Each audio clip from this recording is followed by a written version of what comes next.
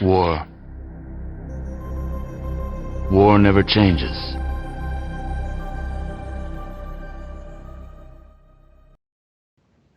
Welcome to episode number 4 of War Never Changes podcast. I am joined by Phil. Phil, how you doing today, buddy? I'm doing great, buddy. How are you? I'm doing phenomenal. I'm so glad we got to get together. And I sent you some screenshots of this earlier. I'm looking at a slightly different feed than you are, but I have totally overhauled our show in terms of background graphics, in terms of audio quality, and I'm really excited that it appears to be working. The little snapshot that you sent me just looks fantastic. So good job with that, buddy. It was a long weekend, but I got some pointers from some friends and I did some investigative research online. I played a lot with this program called OBS, which is open broadcast software. I figured out how to enable NDI on my end and on your end. I put together a layout. Your wife made this phenomenal graphic, which is right in between us. And it's all together in this complete package. And I hope people watching this can appreciate the hard work that everybody's put into this. So, yeah, I love the graphic, man. It's really cool. It's crazy how that all came together because I said, hey, I think you initially said we should do a graphic. Yeah. And I said that we needed a logo. Yeah, and within like 10 seconds, I swear. Unless I was just zoning out on the computer, because I was playing around with layouts and editing and stuff. And then within it seemed like instantly, you were emailing me a picture like, what do you think? And I was like, that was really fast, but it is really, really crisp. I love it. Yeah, my wife owns her own digital marketing and advertising and media company. So that was just like, I was like, hey, can you do a quick logo for us? And she's like, sure. And I gave her like the vaguest description of what I wanted. And she put this thing together. It's cool. Wow, that's it's why cool. People pay you, I guess. Huh? Yeah, right? Lucky us. I sent it to a couple of my friends who I talk with on this chat, and they were all blown away. And I was like, even little details like the pitting and the white around the back of it, the Fallout logo for the word podcast, the gears on each side, the guns behind the helmet, the 2020. It's really, really cool. So very exciting to show off our new look. I have the NDI backend, which a lot of people probably don't care about, but you look like amazingly crystal clear, way better than you did before. I'm looking at your sound levels, I'm looking at everything, and it looks way, way better. So hopefully, knock on wood, this, yeah, that's right. All right, so enough of the geek crap. Let's get into some real news. And I wanted to start first and foremost with you in your headset. Yeah. So that was an odyssey. So tell me I've heard this story, but I want to hear it again. I know everybody else who's watching this wants to hear it. Tell me all about Phil's headset adventures. So it started, Jim and I had been talking back and forth, and we decided we wanted to play Elder Scrolls Online together. Yes. And Jim was a trooper, and I have the Xbox Connect, and Jim is not about that. He couldn't deal with it. So we would be on a phone call on speakerphone. That's how we would communicate with each other while we were playing.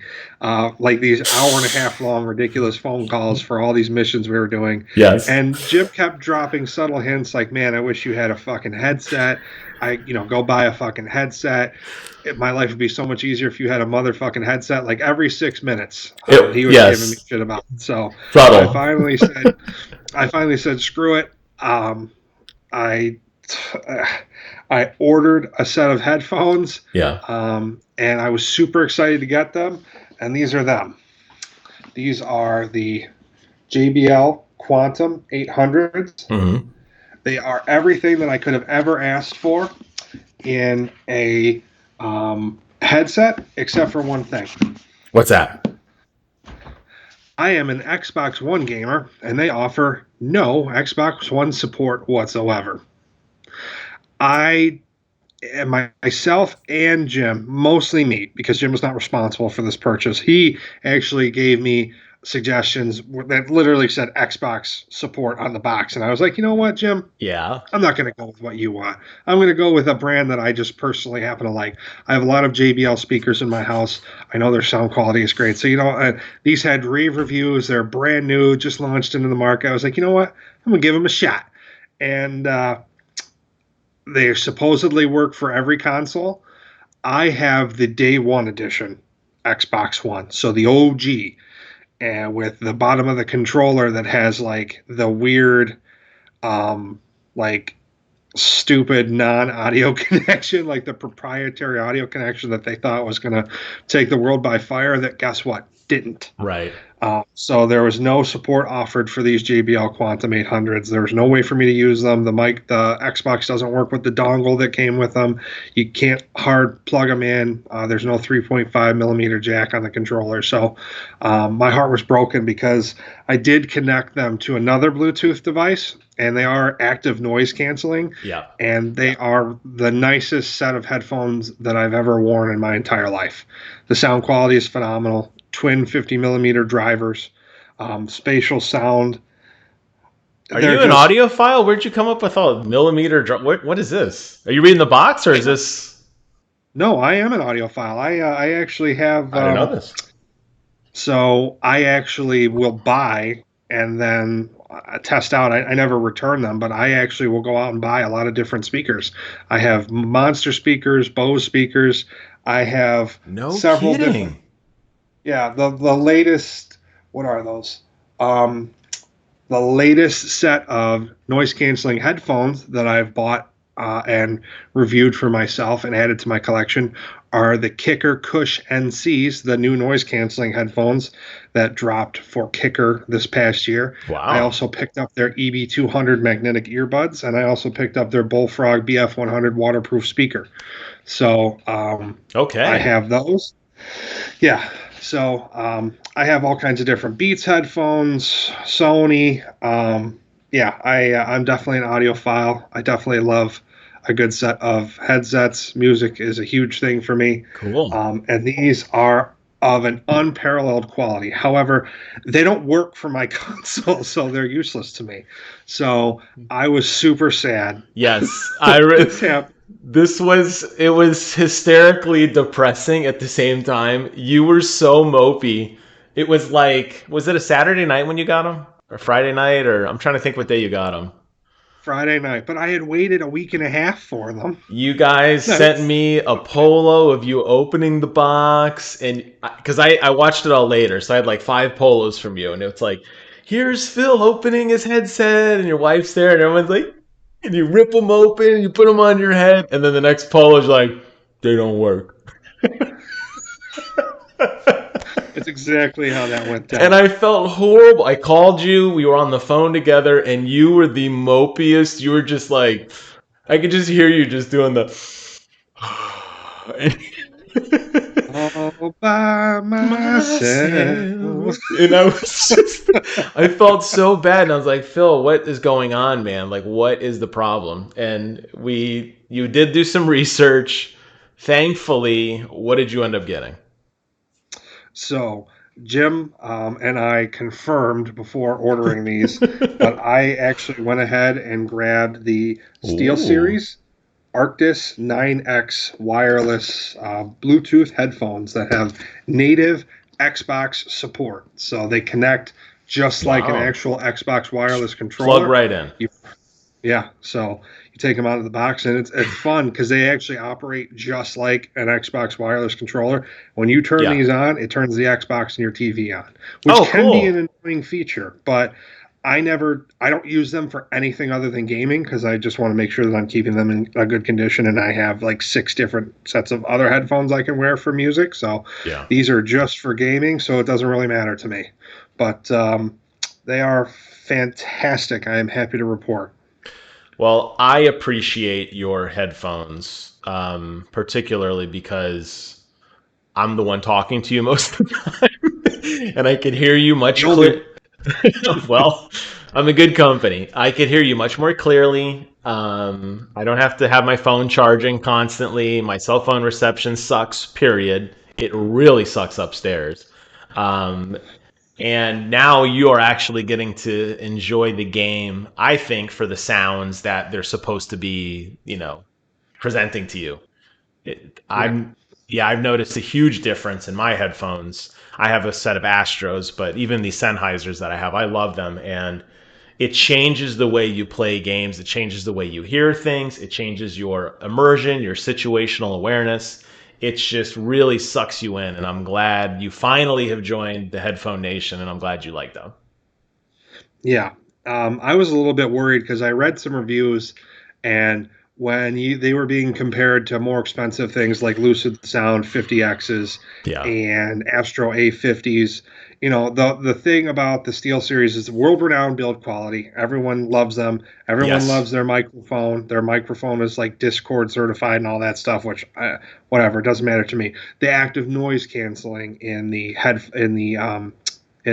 microphone is what I was most interested in. But I was worried because the actual sound tuning in these is a little bit different. They're twin 40 millimeter drivers, so I was worried that the sound quality wouldn't be there. I couldn't have been more wrong. Just the way that SteelSeries has these things tuned. I don't know if you remember how amazed I was when we first loaded into Elder Scrolls Online when I first got them, but I kept telling you to be quiet. Like, holy crap! I was standing. I was standing. So let's pretend back here was my mount or a horse or something like some animal, and I was up here and I could hear the animal behind me. Not only could I hear the animal, I could hear the flies, which I was assuming were flying around the horse's tail, and I could hear the horse's tail or whatever swatting at them. That's how good the spatial sound or the spatial recognition in the sound drivers and the programming in these headphones is. They're super comfortable. They perform really well. They've got the great mixer. They've got the mixer dial where if I just want more Jim, if I only want to hear Jim, I can do it that way. If I only want to hear the game because Jim's talking about something I don't want to hear about, I can do that too. So there's a mute button, and the great thing is that when I'm not playing with you, if I am playing online with someone else or doing my own thing on an online game, I I can hook see. them up to my yeah, I can hook them up to my phone via Bluetooth, and I can have music in the background as well. That's So awesome. um, I couldn't be more happy. And these retail for $199.99. You're not going to find them anywhere other than GameStop.com right now. I do not endorse doing business with GameStop. Disclaimer. Disclaimer: I do not endorse doing business with GameStop, but I was in a desperate situation, so Yeah. here we are. Yeah, it's hard to get audio equipment right now in general just because of COVID and everybody teleworking. They're sold out pretty much everywhere. Consoles are selling out, all the peripherals are selling out, headphones, microphones, absolutely. So glad you got him, man. That's quite a tale, but it all worked out in the end. You actually I can talk to you now. My headphones. And in the end, I win, and everybody wins. But you're not really into shooters, I know. But if you start getting into It's not shooters, true. well, you don't play any with me though. I And love Red Dead doesn't shooters. count as a shooter. No, I love shooters. Like I said, I came up playing Call of Duty Modern Warfare. I told you the whole story about how I bought the wireless headphone to play Call of Duty back on my Xbox I 360 remember days. the story. When's the last time you played Call of Duty? Oh man. Honestly, Okay, when's the last time I you turned played a first-person shooter? I turned 19 and I grew up and I put down the Mountain Dew and the Doritos and I moved on to more refined things like Skyrim, which I've pretty much been just playing Skyrim in some iteration or another since November 11th, 2011. So have you gone? Okay, so well, this is my point. Thank you, first of all. My point is, Ghosts. it Call of Duty makes Ghosts was the last one. a huge tactical advantage when you're playing a first person shooter because you can hear so much farther and you can pinpoint just with your ears where enemies are, and it once you kind of just aim at the sound, it's kind of corny but really it works. Your reaction time is insanely higher. I've noticed personally in Call of Duty, I was a 1-to-1 player, so for every kill I get one death. I'm at least a 3-to-1 every match now, at least, and it's 100% because of those headphones, no doubt about it. Yeah, my KDR was never very high. Towards the end of my career, career, I should say. Before I put it down, and there was a long. So before the long break between Modern Warfare 3 Yeah. and Ghosts, when I finally picked Call of Duty back up. Yeah. My KDR before that was maybe like at its highest 1.7. Okay. But it was at like 0.7 for like a long time. So I really just played to be with my friends, man, and dick around. I didn't care about being good. But people don't necessarily want to play with you if they know that you're just dicking around. So I had to kind of take it seriously. But I would love to play with you, but I'm just going to drag you down. So I don't think you're going to have fun playing with me. Well, it's funny you say that because we were playing through Elder Scrolls, and I'll jump ahead a little bit to that. We'll get back to Elder Scrolls in a minute, but we were playing through Elder Scrolls, and we had to do this mission, and we were just riding on our horses for what seemed like 10 minutes at least, and just chatting and having fun. So to me, when I'm playing a competitive shooter, I'm going to be smoking people left and right. If you're dying, we're still chatting and having fun. You know what I mean? Like it's not like we have to like, Phil, go on the count of 3. I'm going to throw a flashbang and then you're going to shoot. It's not like, it's total just chaos, especially with Call of Duty, because you're alive for probably 15, 20 seconds in between deaths, and you spawn way on the other side of the map from people. So it's not like there's any coordination or, any tactics or anything like that. What's the one that you're playing right now? Is it the remake of Modern Warfare? Is that what you're playing now? It's not the remake. It's just the Call of Duty naming convention is bonkers. It's called Call of Duty Modern Warfare, but it's the most recent game. It's not a remake or remaster. It's a brand new story, brand new everything. But I guess is this the Treyarch version or the other version? That's a good question. I thought it was, because I remember one year it was Treyarch, and then one year it was something else.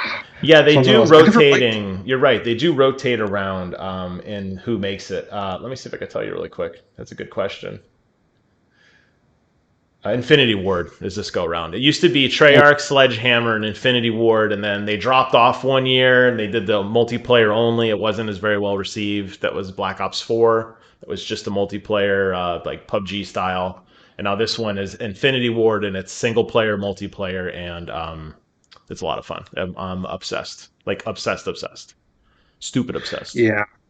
I had a lot of fun with Modern Warfare, the first iteration of it. I actually was like 7th or 8th level prestige online. Took me a long time to get there. Dropping prestige. There's a whole. You know what I love about this show? I learned so many things about you. You're an audiophile. You have a beautiful, beautiful head of hair. And you're like a Call of Duty, like retired war master. Like, yeah, I was a general back in the day. I served back in Modern Warfare 3. We killed a bunch of Ruskies, but now, it's like, where's this coming from? I'm proud of you, man. Way to go. So another thing I wanted to talk to you about is your obsession with Farming Simulator 17. Yeah. Apparently, you're a man of many skills. One of them happens to be a master farmer as well.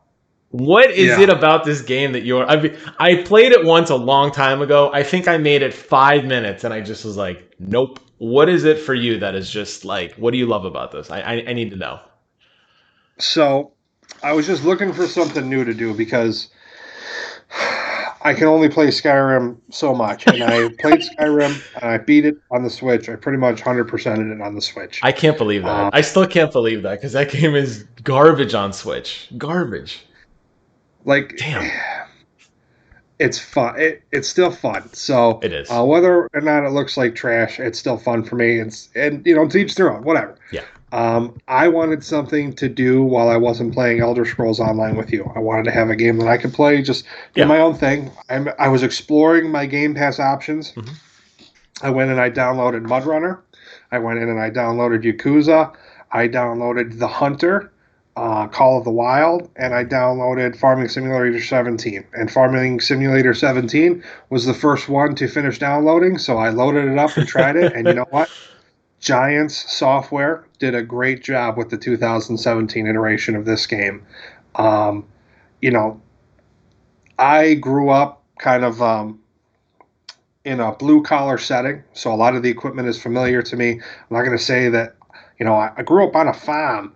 it's it's not like that. I didn't grow up on a farm, but I grew up. One of my first jobs in high school was working on a dairy farm, Okay. and I can remember shoveling cow excrement and cleaning out, auger feeders, sticking my arm into this giant auger feeder. Like, if that idiot at the end of this that definitely didn't graduate high school presses that button, this arm's gone. I remember that vividly. So I grew up around farming equipment. Put his There's nothing life on the wheels. line for the farm. Yeah. There's not a, to quote Gone in 60 Seconds, there's nothing on, I can drive anything with wheels and some things without.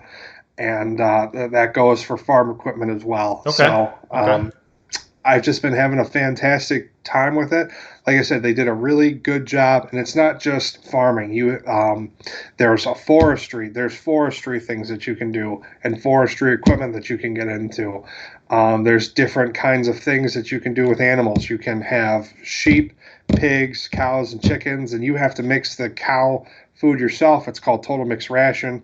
And you have to, it's a specific formula that you have to get right. You have to get the pH balance right in the silage. You have to grow the silage yourself and ferment it. There's a fermenting process. So there's a lot of things to do, and it all has to be in the back of your mind. You have to go and check each one of the tasks that's going on. There's an artificial intelligence system called Hire a Helper, and they'll do like little mundane tasks for you. But the things like forestry and actually checking the price. So there's a constantly live, ever-changing price structure for the different crops that you have and the different institutions around town that will buy them. Jesus. So like Golden Acres Farms and Denton Bakery have a similar price for a specific thing. Like right now, the main crop that I'm growing for this rotation is canola, and people are going to compress those seeds and turn it into canola oil. So Denton Bakery is obviously going to have a streamlined process for that because they're a bakery and they use canola oil every day. So their price is going to be a little bit higher that they're willing to pay for it than some other places. So I can figure that out, go sell that there, take my corn somewhere else, barley, wheat, sunflower seeds, all over this gigantic town, and just maximize my profits. Is there I'm sorry, I didn't go into a diet. No, it's interesting. Do you win? Can you win the game, or is it just continue to amass wealth? Is there like a goal to do something? The goal is to own all the different fields. The goal is to own all the different fields, have a successful milk production business, have a successful wool production business, and have a successful pig production business. So you can buy 20 pigs up front, and then it's your job to make sure that you're keeping their dietary needs happy, keeping their water clean, their pen clean, just making sure that they have like playing Sims and keeping your Sims happy. Yeah. Once you have the pigs at a certain point, they'll start to reproduce, and then you can sell their offspring for a profit. Interesting. And how close are you to like winning? Not even. I don't know. Not even close. I don't own any cows yet. I don't own any sheep or any chickens. I have some pigs. My forestry business that I'm starting, I just acquired the equipment and I'm teaching myself how to use it. So I haven't done anything with forestry. Okay. And of the like 30 different fields that you can buy, I've purchased like 5. So I still have a long, long ways to go. What blows my mind is that, you're not the first person, not in this level of detail, but you're not the first person to tell me parts of this game. And the fact that it's an annual franchise is ridiculous to me. The fact that there are farming sims coming out and people are buying them like feverishly waiting for, I don't know what. It's just a totally different world to me. But, like Farming Simulator 19 comes with, I don't know, this kind of tractor, or it adds this trade skill or this animal or whatever. And I have friends that are just like nuts for this game. So maybe I'm the asshole. I don't know. No, you're definitely not the asshole. You just haven't tried it yet. You haven't tried it yet, really. I mean, you didn't give it a fair shake, and you probably played like Farming Simulator 2014, which is one of their earliest renditions. Like a peasant. The graphics sucked. This graphics on the one I played it on the Xbox, and they were atrocious. Everything was very pixelated and flat. It ran horribly. This was a long, long, long time ago. So I did download it. I haven't played with you, but I said I would come volunteer to be the official bitch boy to just whatever, just to see. I want to just get in there and like put me to work, boss. Let me, I don't want to think. I don't want to think about prices or cows. But if you want me to like do something, I'm your man. All right. So maybe I'll give it a try at some point this weekend or next weekend, and we can come back and talk all about how good it was. Yeah, well, we've both got 4-day weekends this weekend, so we can get into it then. Thank goodness. But yeah, Giants software definitely is a cut above their competition within the marketplace. I thought Saber Interactive was going to be a more head-to-head style competition development because they use Avalanche Studios and they use Avalanche's engine, and I thought that it was going to be amazing. I mean, it is not. It is clunky. It's the graphics are horrible, but they did come out with a new game that I haven't tried yet called SnowRunner. And it looks to be a massive improvement over MudRunner. So hopefully that'll come to Game Pass. When it does, I'll download it and check it out, and we can report back. I'm excited. Look at you. This is amazing. Dropping Saber Interactive. This is good. You clearly are prepared, and I love it. I love it. Didn't you also play Didn't you play some snow game on PlayStation? Like driving a truck or something? Was that you? One of my friends got this like truck simulator. I guess it wasn't you. The look on your face. What you're describing is SnowRunner, and it just came out. Is that the one where you drive like a truck? Like a big semi through like hills and shit? Okay. Mm-hmm. And you did play that one? No, that's the one. So that's the updated version of MudRunner. So, Saber and Avalanche Game Studios. I thought it was already came out with MudRunner. I understand now. So MudRunner's actual data file to download the game is like 4 gigabytes. SnowRunner's is like 30. So I think it's going to be a much more immersive game. Have you played Farming Simulator with your headphones?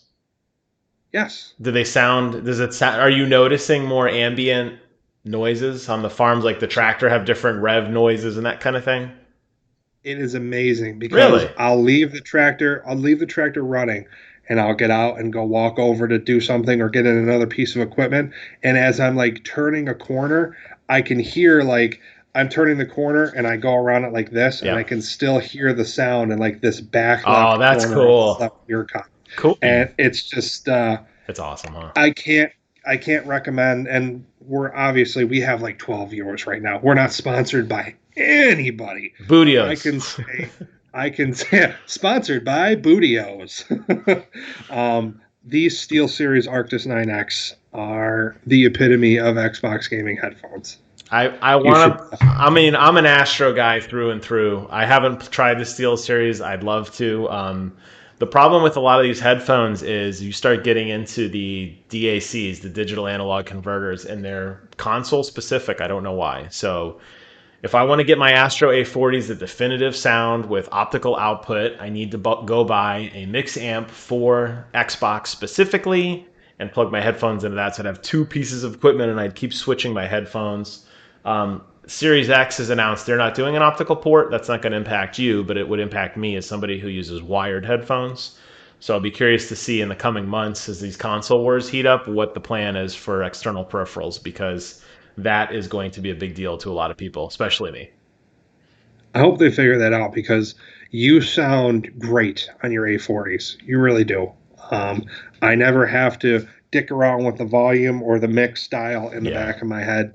Or in the back of my headphone cups. You come through crystal clear. So as your cohort on the receiving end of your audio, I can definitely appreciate their build quality. Like I said, I almost bought the A50s, but the $150 price difference for a brand name and a docking station, I agree. It just wasn't worth it to me. And I'm not knocking Astros by any means. No, I agree. I couldn't find a reason in the demonstrations and YouTube videos and comparison videos that would justify that $150. Yeah. It's interesting you say that because there's a lot of peripherals I've been dying to try, and one of them is the Scuff controller. And I have emailed Scuff, no shit, 50 times. And I'm like, I have a YouTube channel. It's this big, but can I try a demo unit of this controller? I will pay for shipping on both ends. I will give you my credit card as a waiver in case I don't get them back. They've never written me back. And it is so hard to try these like extra peripherals, whether it's headphones or controllers or any of that stuff. So it is a big gamble. I mean, you're throwing a lot of money down on something, and it's like, I hope in this case they sound good, but you're throwing a lot of money down, and it's like, hopefully they're okay. I mean, in this case it worked out, but you never know. I mean, you might have tried them and said, oh, they sound tinny or they sound too bassy or whatever. And I guess you could return them, but that's kind of a crappy way to figure these things out, And they don't really demo them at the store either, not SteelSeries. Yeah, that's interesting. Let's take that offline, and I'll see if. Obviously, I'm not going to reveal where I work or what industry that I work for, but you're a farmer, right? Yeah. The kicker stuff that I got, the stuff that I mentioned, that was sent to me for free. I didn't pay for that, so. Well, you heard it here first. I have a relationship with the folks at Kicker. I have a relationship with the folks at Monster and Bose because. I run a $40 million business, and it deals with distributing or selling these products. And so if they want them in my businesses, they pretty much have to let me check them for quality, and then I pass them around to the store managers, and they make individual decisions of, is this good enough to be featured in our electronics department? So, well, I do like Porsches. Just saying. If you ever can get me a demo Porsche or I'll take a Lamborghini. I will settle. If anyone's going to get a free Lamborghini out of this deal involving me, it's going to be me. It's going to be me. So switching topics to Elder Scrolls, which has become a passion of mine, really, in the past couple months. We talk about this on every episode, and maybe we will forever. I don't know. Maybe it'll just be the War Never Changes Elder Scrolls podcast. But I'll tell you what, ESO has hooked me so much. However, we got through the first area, and I want to hear your thoughts on that first quest line we completed last night. Okay, first, I want to touch on your... we're going to talk about this every episode. So you guys, I'm assuming the people that are here have seen all 4 episodes. This will be the 4th episode now. I'm assuming we started these characters as we started this channel. So as we grow with these characters, we're also growing in this podcast. And you guys are going to hear constant updates about our character. Gunnar Hamunderson, which is me, and your 2 characters, Viper Magic and whatever, Rogzal Shadbush. Rugzal Shadbush, the ultimate orc warrior. Yeah. So, you guys are going to hear an Elder Scrolls Online update pretty much every episode. That's fair enough. That's fair enough. So, talking about Northern Elsewhere. Yes. If you enjoy... I don't want to be... No, I want to hear you were pretty candid last night. I wanted to just say, don't say anything and save it, but I know we don't deal like that. We just talk when we talk. But you were definitely really hard on this.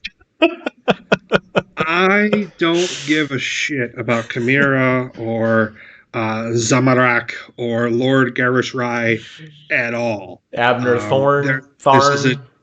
Thorn? Yeah, Abner Thorn. Douchebag. The whole time, just a pompous asshole.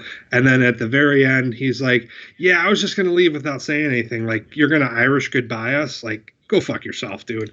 But you're playing in this literally giant litter box full of giants, cat people. And the environment is rich and beautiful, and it's full of life, and it's full of character, but I don't give a fuck about it. It's not endearing to me in any way, shape, or form. I don't love these characters. They didn't make me fall in love with them. It's not that they're not relatable. Well, they're not, because they're giant, furry fucking cat people, but beyond that, they're just not relatable characters because they're a mixed bag of assholes. Chimera especially was an arrogant piece of shit the entire time. Then at the end, she's all like tender and like, we couldn't have done it without you. Blah blah blah blah blah. You saved everyone in my kingdom. Here's a shitty staff worth 6 gold. Thanks, bitch. I cannot wait to get out of this litter box. I can't wait to go somewhere else. So it was definitely very Khajiit heavy, which I'm okay with. I'm not a big fan of them personally. I've always been an orc guy, so that's where my love and like my loyalty lies. But okay, I'll help anybody. The problem I think that any MMO has that isn't Warcraft is that they have to make you care about the characters. Warcraft, to a lot of people, myself included, because they had 3 single player games, because they've been an MMO for a bazillion years, they are more household names than the characters. A lot of people know who Thrall is. A lot of people know who Jaina Proudmoore is. And at least people who playing it do. The problem with this is they have to introduce you to characters that you have just met, and suddenly you have to feel compelled to, spend hours of your time doing quests for them to help them do something. In this case, it was this, align these dark moons. There was this dragon that was a menace. There was a necromancer who had turned evil. It made sense and it explained itself well in the story. But yeah, getting you to care about these people, it's a lot harder than I think people realize. And playing through this, if I was not playing, talking to you and talking over the dialogue with you, I don't know if I would have made it this far, at least in this quest line. I really don't. I can't even count the number of times one of us has said, what are we even doing? What do these people want from us? And I'm just like, well, the quest marker says go here and do this, so that's what we're going to do. But why? I don't know. I rush through the dialogue. I do the thing. And I really tried to invest time in this first quest, and I'm hoping, I should say, and hopeful as well, that it's better in the future. But, the game looks so gorgeous. And some frame rate issues aside, the HDR is insane. Playing with another person that I could talk to is insanely fun. Going through stuff together. We complement each other's skills well. You do a lot of tanking. I'm doing only healing now. It's fun because we have a plan to get through it, and the combat is rewarding. Rolling out of the way, looting chests, fighting dragons, all this stuff was amazingly cool. However, the payoff for me wasn't there, and I was kind of disappointed. I was like, well, maybe it'll turn another corner, and it never did. It just got more and more like whatever. And I think really, to me, thinking on it a little bit today, the last few quests, which were just fetch quests of, okay, you've won, you've killed the big bad, the world is saved. Nope. There were 4 more quests after that where you had to go talk to every individual person, bring them back to the throne room, then walk into the throne room, then talk to them after the reception. I was like, enough, get over yourself. Like, it's not that important.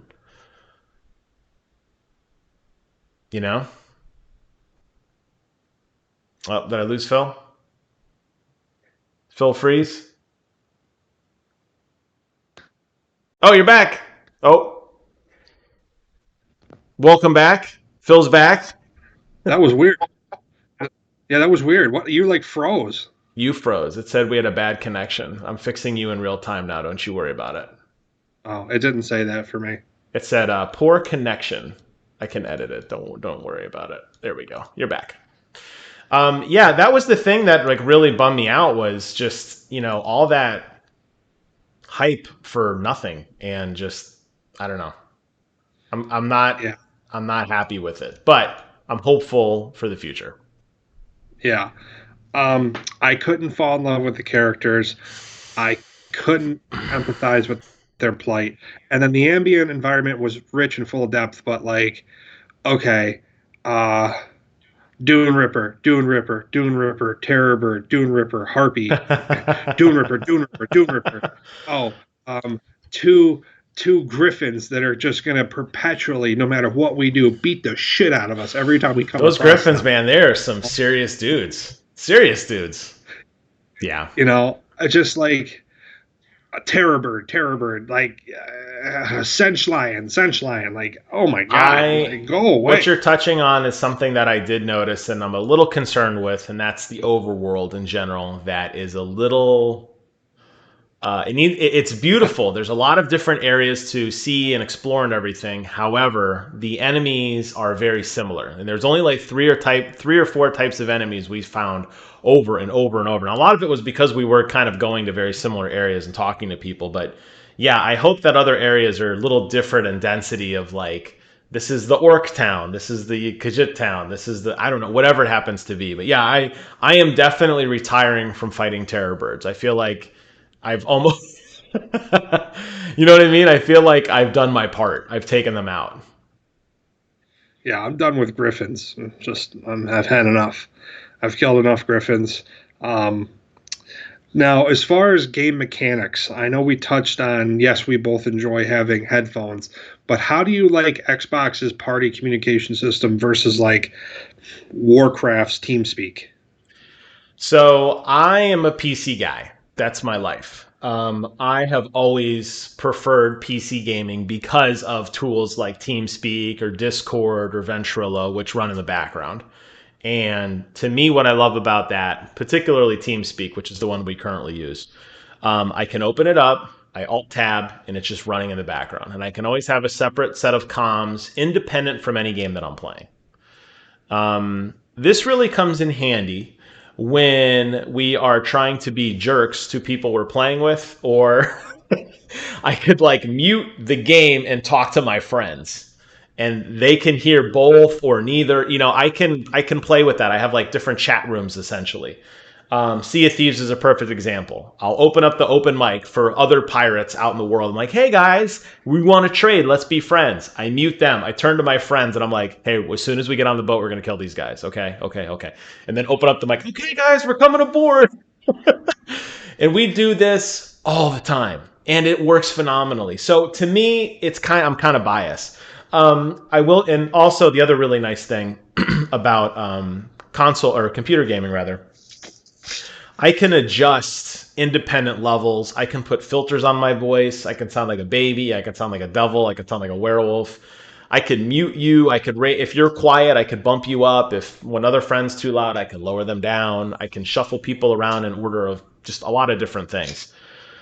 You don't have that kind of functionality on Xbox, but I do appreciate that you and I can talk in a party that is independent of everybody else. That does limit how we interact with other people, but it's just our own little world. It does cut out everybody around us, but that's okay because I'm not really interested in some 6-year-old kid running around screaming like penis or something in the town, you know?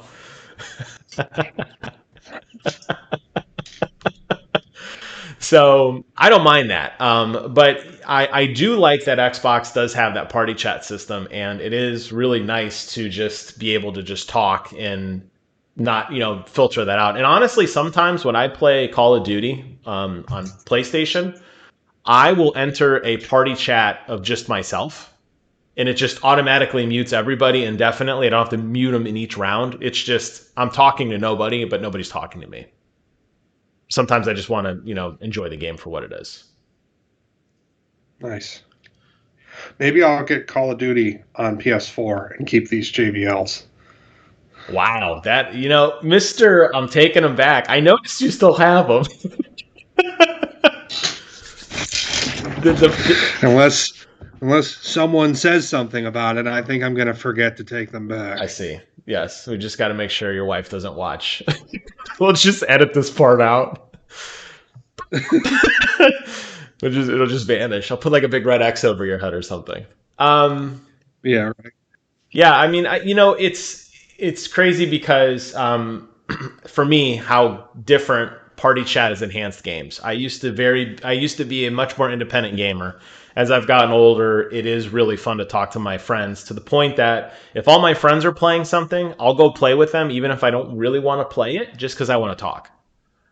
I might not be in the mood to do something, and somebody's like, "Oh, do you want to like do this tonight?" I'm like, "No, but yeah, I mean, I'd rather hang out with you guys than just, And that's the other nice thing about computing is that, and really Xbox too. You could be playing your thing, I'm playing my thing, but we can still have a conversation. So without talking to you like this when I'm playing games. What? Hold on, I'm trying to.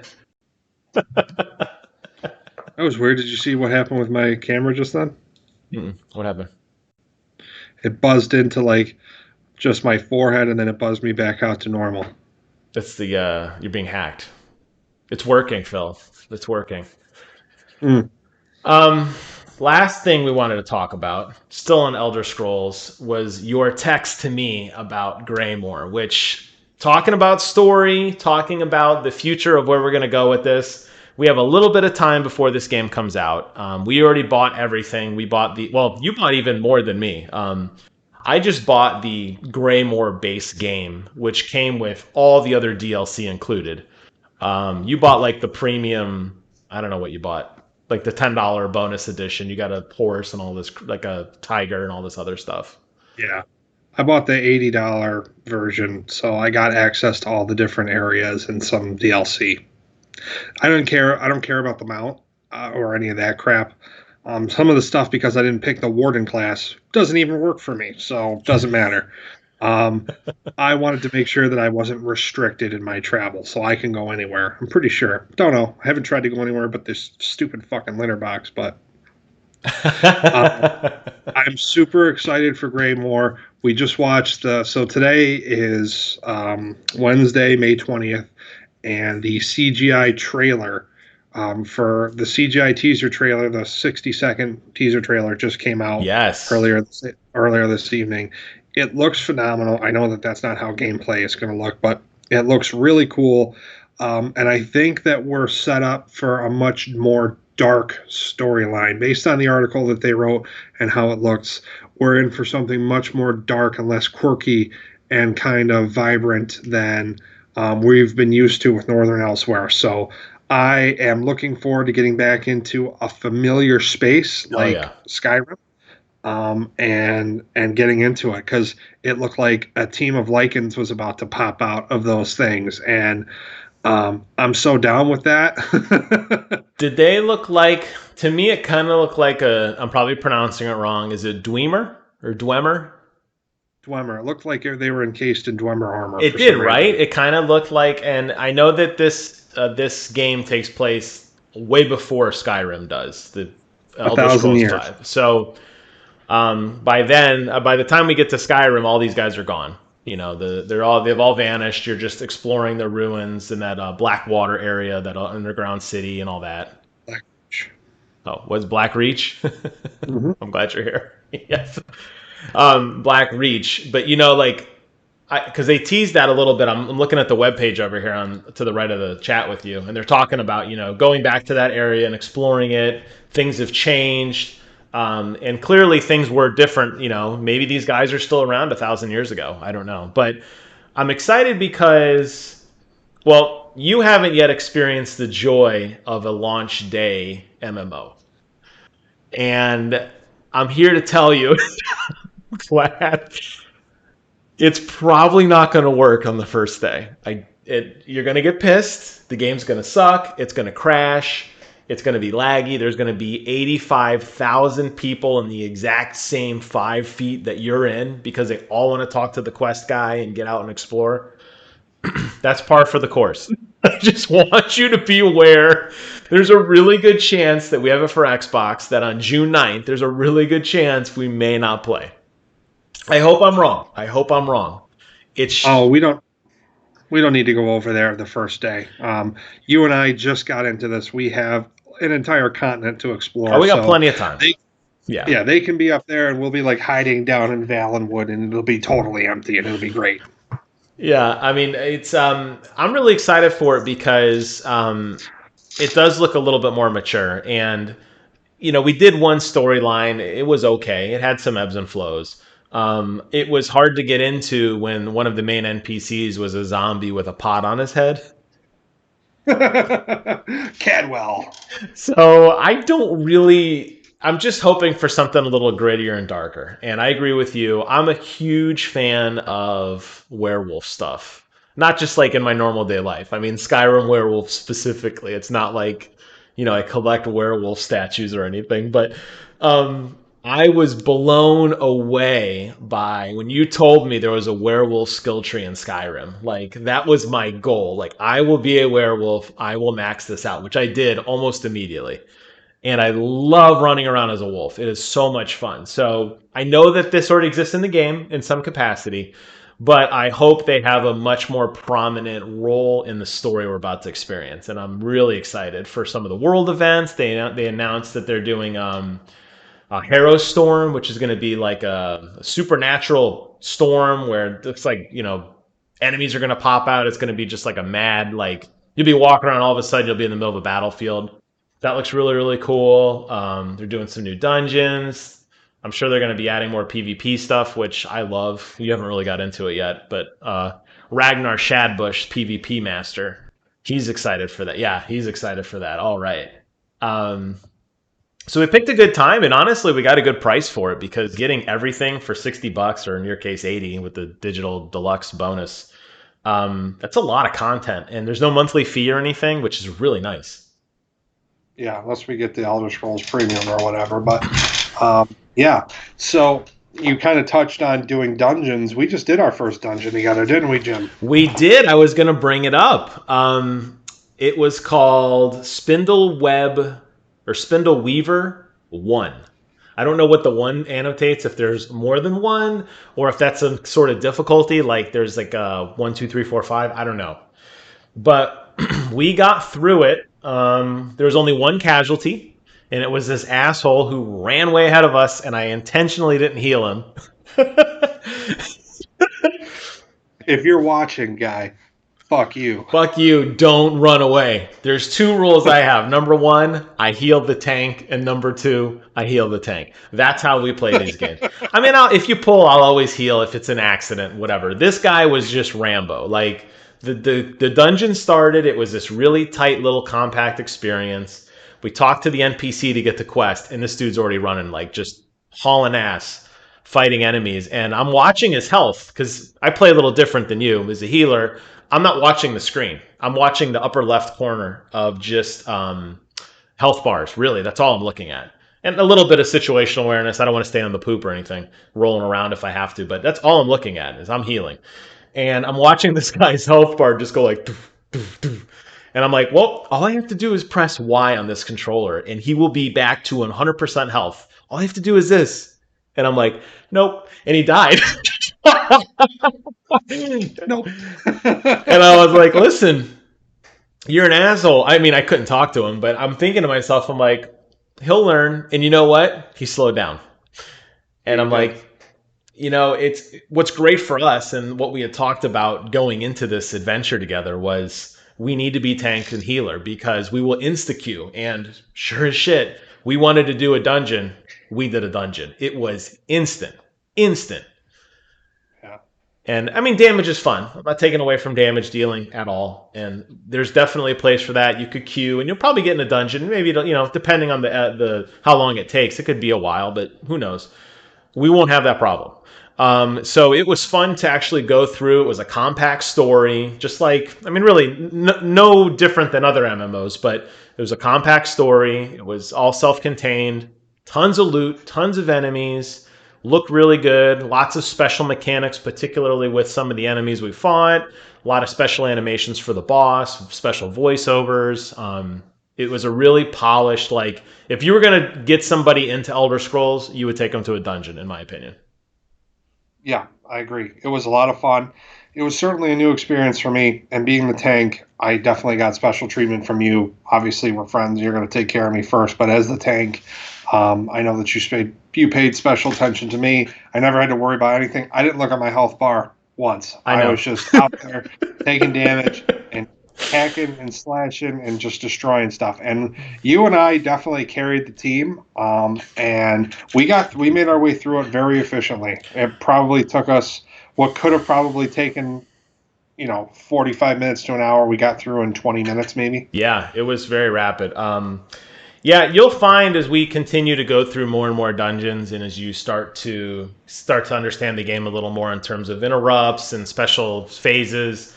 Some dungeons will require 2 tanks. They call it a main tank and an off tank, where you'll both be doing things. Sometimes you'll have multiple healers. It kind of depends on the situation.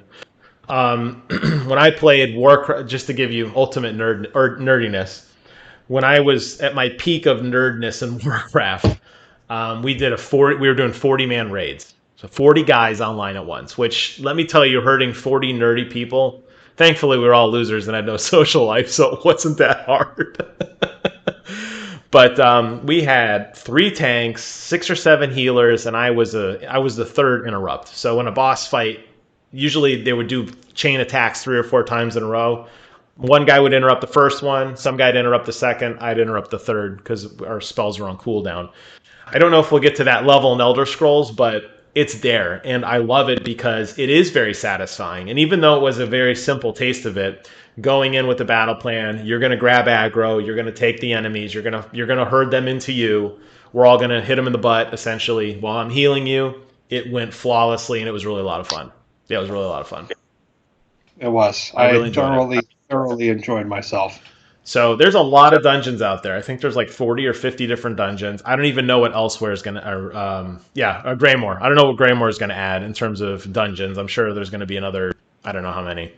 But there's going to be a lot to go through, which is cool because, you could replay them again, get more gear. I got 4 of 5 pieces. Well, you traded me 1, but I already have 4 of 5 pieces of a set. And it's given me some ridiculous bonuses. It's going to be really tempting to not break that up for a long time. Yeah. Which is cool. What I'm noticing is because of our, free-flowing ways, I can't hoard like I did in Skyrim. I can't say, okay, I have a chest of stuff I'm never going to get rid of for sentimental reasons. Right. I have a chest of stuff that I'm going to eventually display, and that chest of stuff I'm going to sell. Right. I have... between myself and the bank, 140 inventory slots, and they're all used all the time. And it's definitely been weird for me to say, this special named weapon that I would normally hold on to forever, never touch again, but hold on to forever, I have to sell it or destroy it. And it's it's been an uncomfortable process for me. That's something that I've been struggling with silently. But I think it's going to elevate my gameplay and make me less sentimental and more focused on just achieving the outward goals. So instead of, I'm used to playing by myself and having one character to worry about, now I have to worry about our progression as a team. I understand. Yeah, MMOs in general do require a lot of, you play differently because you are limited on storage space, you are limited on progression, you can't hoard. There is player housing, but it doesn't look like it's storage. It looks like it's just trophy room kind of stuff. It's a rundown piece of shit old temple. Well, you got to build it up. Just like your... No, fuck that. I don't care. Throw that shit in the garbage. An entire kingdom. Give me a decent house. Oh, here's an empty former palace with destroyed concrete all over the floor. Fuck you, bitch. And the $6 staff. Oh. Well, you could put some straw on it and sweep the floor, bitch. That's right. Business up front, party in the back. It's definitely something in terms of really an overall MMO, and just as you play through it, it does shape the way you look at things. Because me having experience playing World of Warcraft, playing Rift for many, many years, I kind of knew what I was getting into. I focused on a couple of talents right away, a couple skills right away, and that's all in terms of crafting. So I'm not picking up a lot of materials. I'm very focused on things that I'm grabbing. It kind of depends. Anytime we go by a jute bush you're off your horse. Oh, you went up. You got turned upside down. Oh my goodness. On my screen, you are upside down and you're backwards. You got to stand on your head now. What did you... I'm Australian, mate. What did you do, Phil? Nothing. I'm sitting here. Oh my God. This is so funny because the way I'm recording this is so funny. Give me a second. I'm going to try to fix this. I can fix it. The way I'm recording this is I'm grabbing everything inside OBS, right? And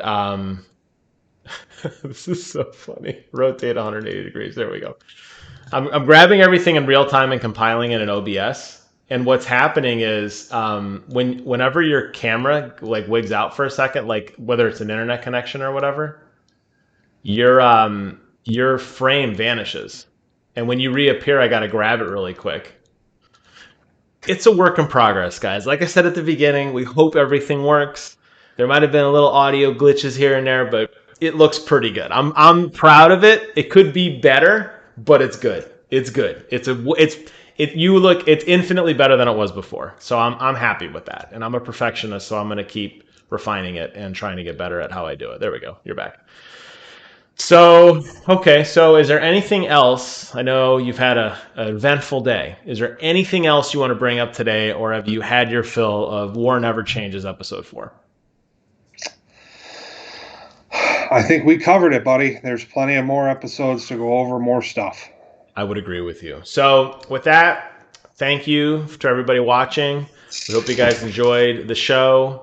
Hopefully you appreciated some of the technical hurdles we've overcome, some disconnect issues maybe, but we got all of it. I'm looking at it now. It's 1 hour and 13 minutes of recording at 60 frames a second. It's can probably fill up my entire hard drive. And with that, we're going to close out the show. Phil, how do we end this thing, man? Thanks for coming, guys. And remember, war never changes.